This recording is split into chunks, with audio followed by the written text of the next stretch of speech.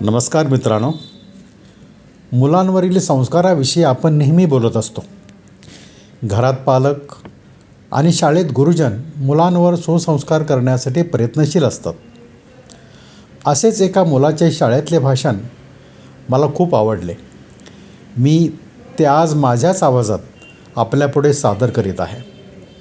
भाषणाचा विषय आहे अहिंसा.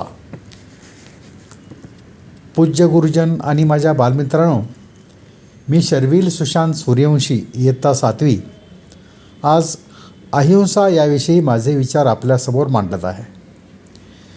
काही बालमित्रांच्या मनात अहिंसा म्हणजे काय असा प्रश्न येण्याची शक्यता आहे. मित्रांनो, अहिंसा या शब्दाचा अर्थ पाहण्यापूर्वी हिंसा या शब्दाचा अर्थ आपण लक्षात घेऊया. हिंसा म्हणजे दुसऱ्या एखाद्या व्यक्तीला किंवा एखाद्या प्राण्याला शारीरिक दुखापत करणे किंवा त्याला इजा पोहोचेल असे कृत्य करणे होय. नुसती शारीरिक दुखापत किंवा त्याला इजा करणे एवढेच नव्हे, तर त्याच्या मनाला लागेल असे बोलणे किंवा त्याला दुःख होईल असे काहीतरी करणे यालाही हिंसा म्हणतात. तुम्हा मुलांमध्ये जेव्हा भांडणं होतात तेव्हा तुम्ही मुलं एकमेकांना मारता, दुखापती करता आणि शिवीगाळही करता.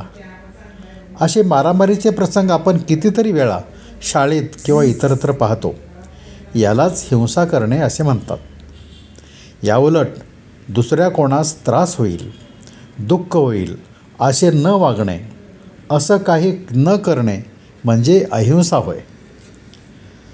काही स्वार्थी मतलबी लोक संपत्तीचा भरमसाठ साठा करण्यासाठी दुसऱ्यांना मारून त्याची संपत्ती लुटतात. मित्रहो, हे साधे लुटारू सोडा, पण पूर्वीचे राजे महाराजेसुद्धा आपले राज्य वाढवण्यासाठी लढाया, युद्धे करत असत. युद्धामध्ये अनेक सैनिकांचे बळी जात असत. कित्येक मातापित्यांचे पुत्र मारले जाऊन ते निपुत्रिक होत असत. बऱ्याच माऊलींचे नवरे मारले गेल्यामुळे त्यांचे कुंकू पुसले जात असे.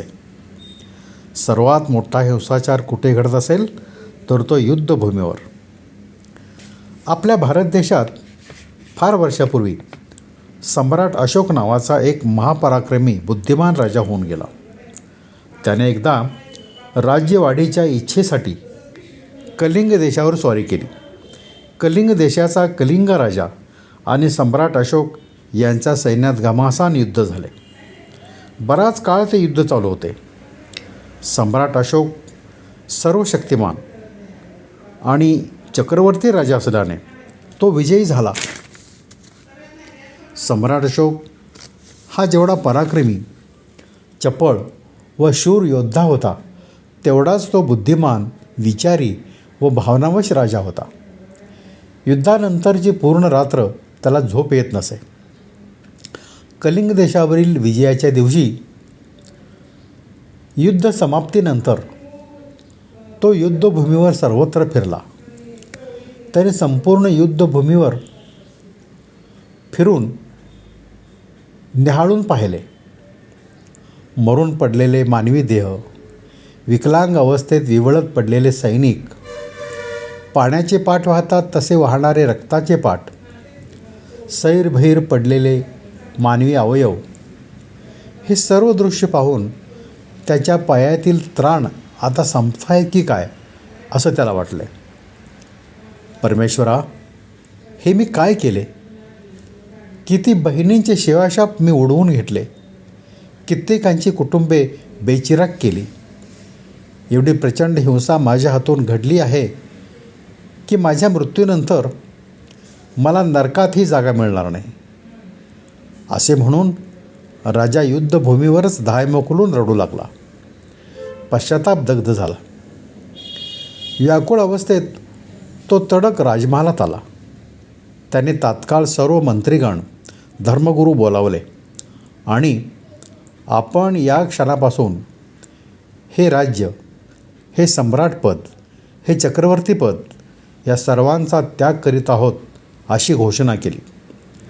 अहिंसेने वाटचाल करणाऱ्या त्या काळच्या धर्मगुरूंना विनंती करून शांतताप्रिय बौद्ध धर्माची दीक्षा घेतली.